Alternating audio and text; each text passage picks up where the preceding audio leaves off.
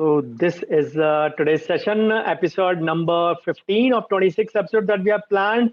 Thunder Thursdays happening this time on Fantastic Friday because of Bisaki celebrations yesterday. And again, I duly apologize for being 7-8 minutes late because of the network issues. Couldn't log in earlier. So let's begin today's session without much ado. So as usual, all my presentations will always begin with thanking the Lord Almighty who's given me much more than what I deserve. And when it comes to finance, no words are less to thank my dad, who has been instrumental in teaching me the clinical part of finance. Whatever you are learning from me in clinical scenarios, record keeping scenarios, especially pertaining to finance, and the atypical tips finance, most of that is attributed to my dad only. Thank you, Dad. Duly miss you. So this is my brief CV. You all are aware of it by now. I won't spend much time over here. So today's topic, as I said, it was intended for last week, but then I had taken up a value investing session last week. So I'm keeping this session today. So this session is on wealth creation tips. As I said, today will be an atypical session. It'll be less or almost nil of text. It'll be more of infographics. So let me give you the Navratri, which just passed by on 10th November, 10th, sorry, April. It just passed by on this Sunday, but never mind, we are not much late about that. So let me give you 9 wealth creation tips on today's topic. And along with that, once I end those tips, I'll be giving you life stages of investing of various stages of life. So I'll give you 9 time-tested wealth creation tips. I'll give you all the options. Of course, give you my picks. You are free to pick from whatever it is. So better late than never. Let's continue the Navratri thing today. So we all know Navratri is meant to celebrate, you can say it symbolizes the 9 incarnations of Goddess Durga. We all know as the Adi Shakti also. So Adi Shakti also teaches us, as we have different lessons from Mahabharata and Ramayana. Similarly, Navratri also gives us a lot of lessons in terms of practice management also and finance. Of course, I'll limit myself to the finance topics today. So let's look at the many aspects of Maa Durga and what exactly those things mean for us. What's wrong? Okay. So day 1, the first day of the Navratri is meant for Maa Shailputri. Maa Shailputri basically signifies enlightenment. It means choose to step beyond your comfort zone and attain better financial knowledge to improve investments and finances. Most of us opted for medical because we hated math. Most of us. Some of us were not keen to get into BDS also if we didn't get MBBS. But again, that is a matter different for altogether. Let's come back to our 10+1 start. We opted for it because we hated maths and we wanted to get into those lines, biology and those things which didn't which didn't take us into the finance zone. But we forget that there were a lot of numericals in physics and chemistry as well, which did not leave us. So maths has been following you, and in clinic also, whenever there are a lot of metrics happening, lot of calculations happening, if you choose to go beyond the mathematics, you know it. And what cannot be, what is not measured cannot be actually what signifies as a growth in your practice in numbers. So go out of your comfort zone of science and chemistry, go out of zone of dentistry and look around. Maths is present in everywhere, in every kind of calculation of your clinic, whether it is your income, whether it is calculating your matrix, whether it is calculating your so many other things which are intended to be a part of your clinic's journey. I'm taking a workshop on record keeping, and trust me, those guys will be bamboozled by the amount of mathematics that will be happening with them in the upcoming weeks. They have joined this workshop thinking consent and record keeping will have no mathematics, but there will be a lot of that in this also.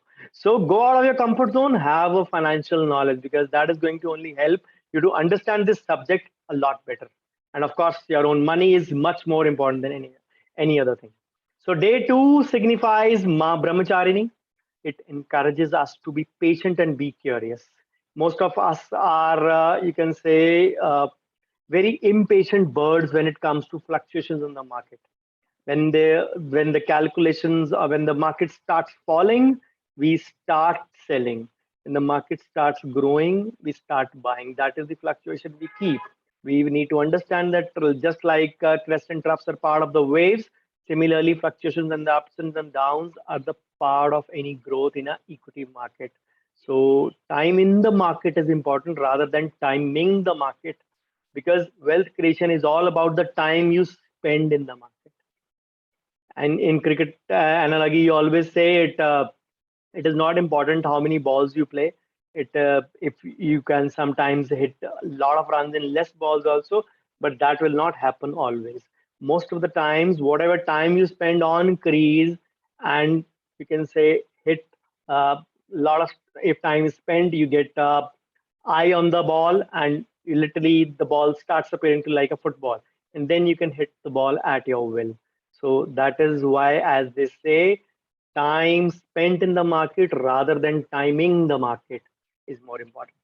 So day 3 signifies Maa Chandraghanta, represents alertness.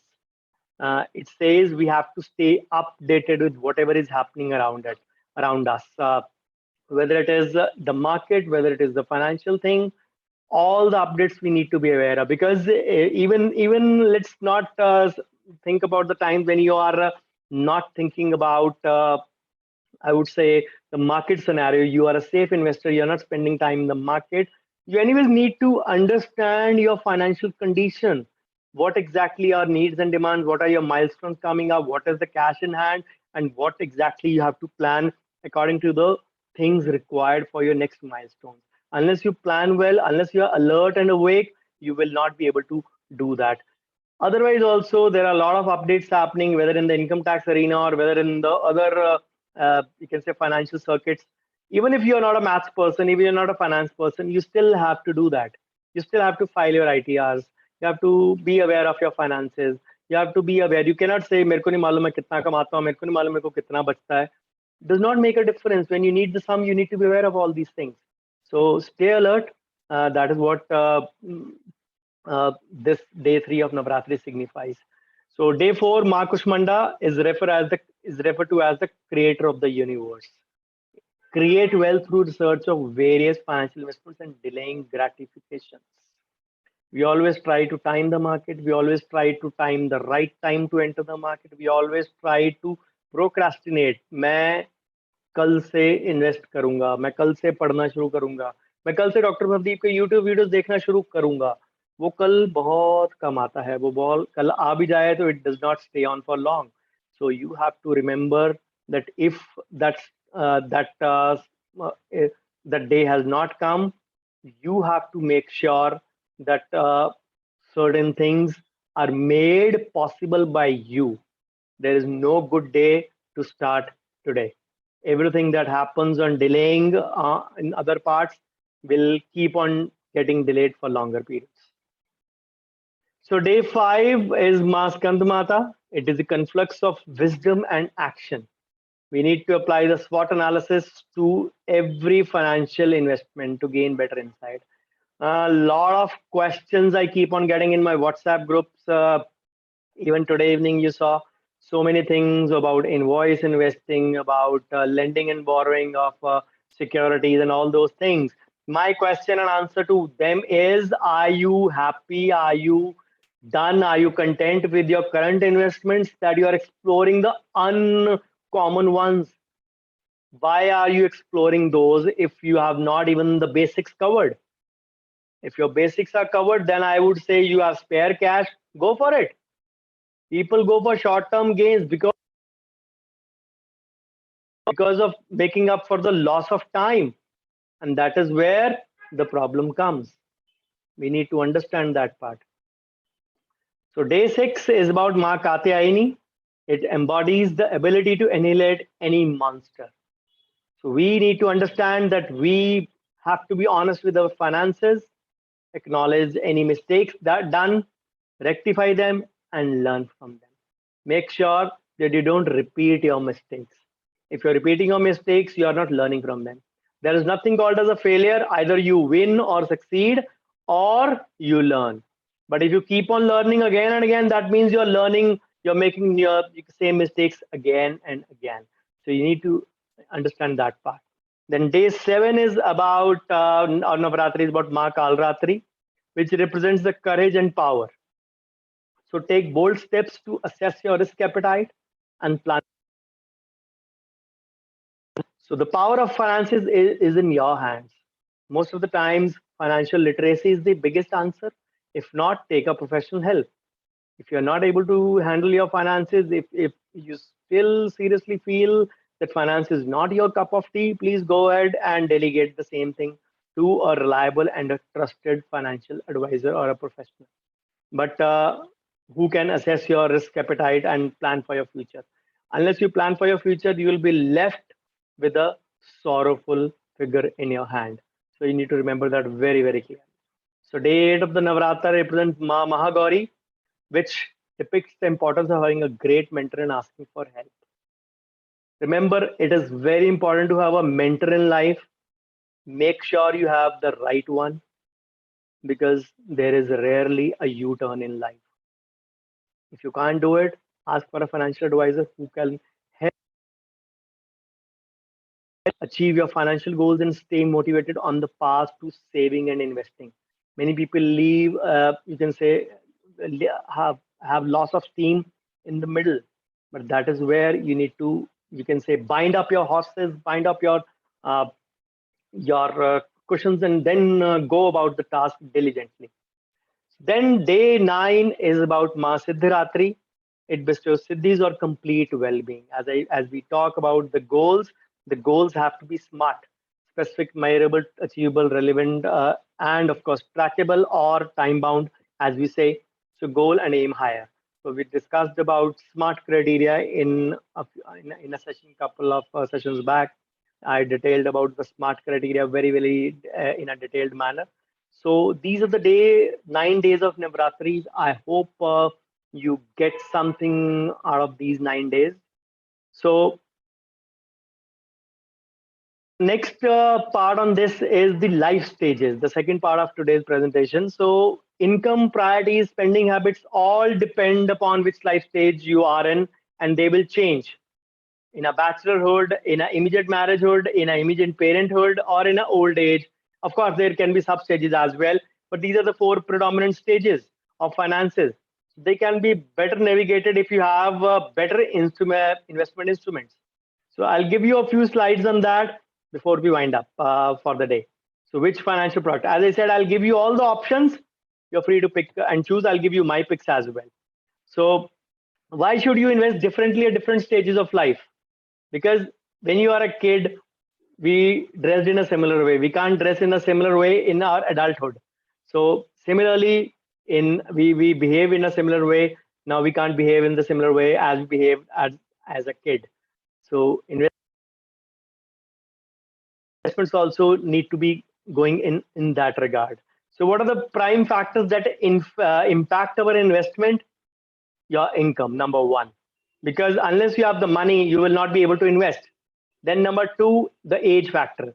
The lesser the age, the lesser responsibilities, and the higher the risk appetite can be. Number three, the savings. We don't do that, but we have to start savings from the day one of our earning. And number four, of course, the market trends and macroeconomic factors, the inflation part, and the other things which affect our finances in a long run. So let's see the first stage, the bachelor stage. What are the factors? We have hardly any responsibilities. Age is never a concern. There is a higher risk appetite. We can invest for longer term as well. So in terms of investment, you can invest even up to 60 to 70% of your earnings. When we talk of the earnings part, I mean the net income. Of course, after your clinic expenses, I presume that you have your clinic. But if you don't have your clinic, whatever you are having after your basic expenses are your earnings, you can do that. Then investment instruments, of course, PPF, mutual funds, stocks, life insurance, ULIP and bonds. Of course, my picks would be PPF, mutual fund, and of course, NPS also along with. And if you can devote attention, stocks. Otherwise, life insurance and of course, emergency fund and health insurance all are very important. So the second stage is post-marriage. Now the factors to keep in mind: you have financial dependence on you. Of course, I'm not saying that you have still planned a family. You're in your honeymoon period, I would say. Of course, there would be an increase in expenses. Wives are demanding, of course. There's nothing wrong about it. They have to be. So the investment instruments can be medium risk, medium returns, and liquid fund for expenses as well. So now your 60 to 70% bracket would come down to 30, 50 of your earnings, because you need to still start planning for your family as well. So sometimes your debt instruments would take precedence.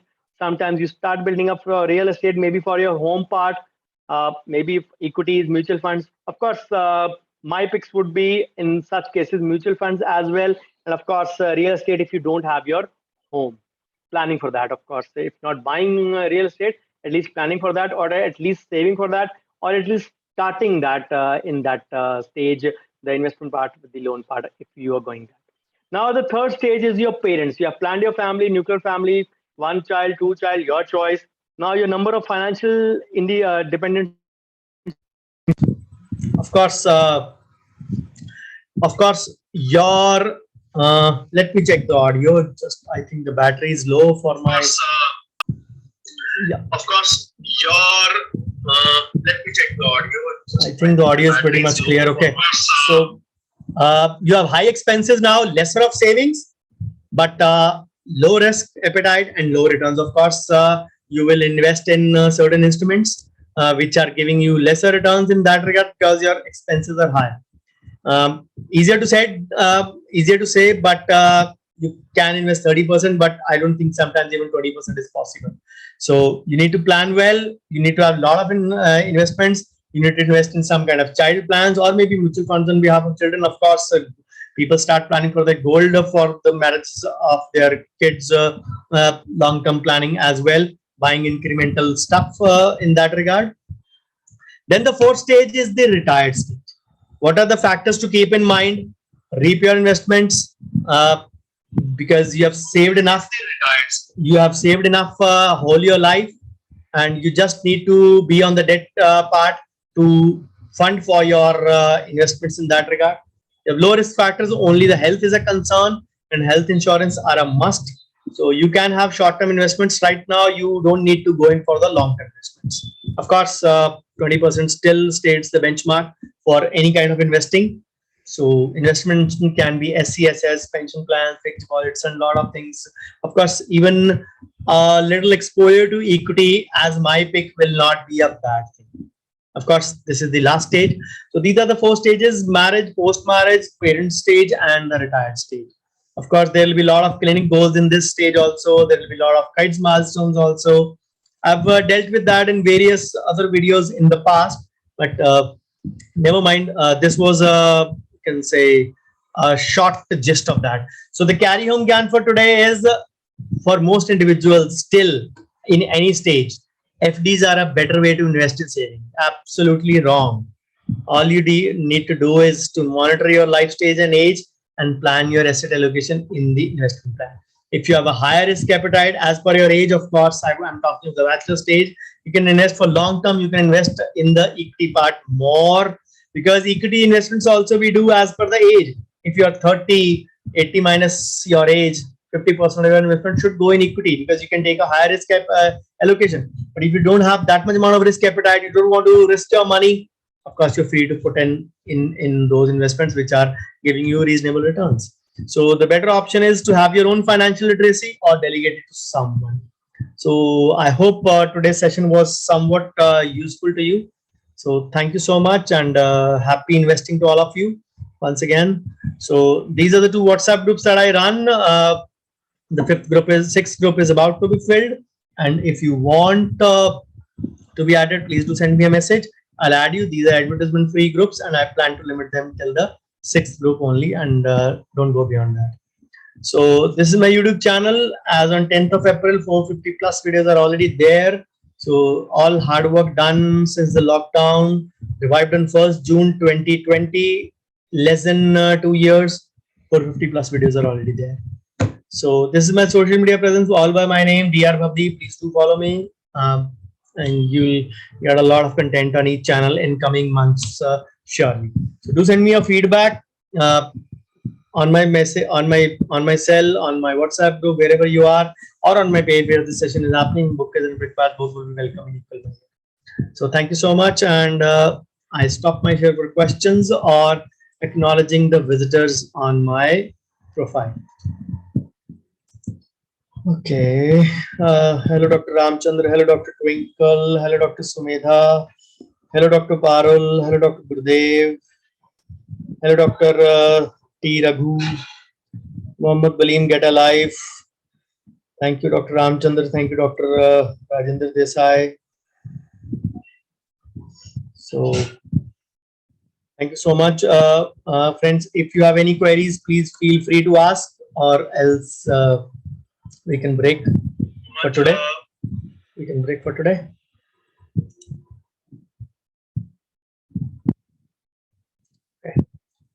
Okay. Okay, friends. See you on Monday for episode number 16 of Miraculous Mondays with a different topic once again. I hope you liked today's topic. If it was useful to you in any sense, please do post your feedback. Thank you so much and take care. Bye-bye. Have a great weekend.